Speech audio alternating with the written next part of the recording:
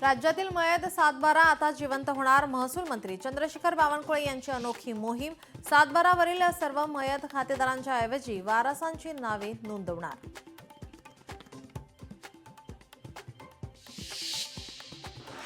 पुणे मुंबई द्रुतगती मार्गावरील वाहन चालकांना दिलासा. पुणे मुंबई द्रुतगती मार्गावर 2030 पर्यंत टोल वाढ नाही.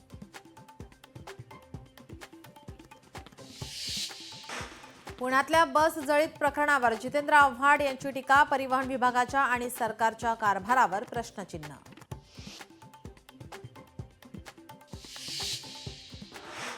पुणे महापालिकेकडून थकीत मिळकत धारकांसाठी कोणत्याही प्रकारची अभय योजना राबवली जाणार नाही. कर भरा अन्यथा कारवाई. पुणे महानगरपालिकेने केली स्पष्ट.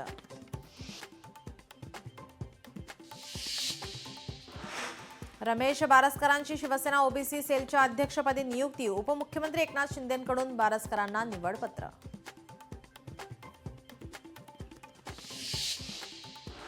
नागपुरात तिसऱ्या दिवशीही संचारबंदी कायम. उपराजधानी नागपुरात आजही तणावपूर्ण शांतता. संचारबंदीमुळे व्यापाऱ्यांचं कोट्यवधींचं नुकसान. लोकशाही मराठी ऐका, पहा, जागरूक रहा.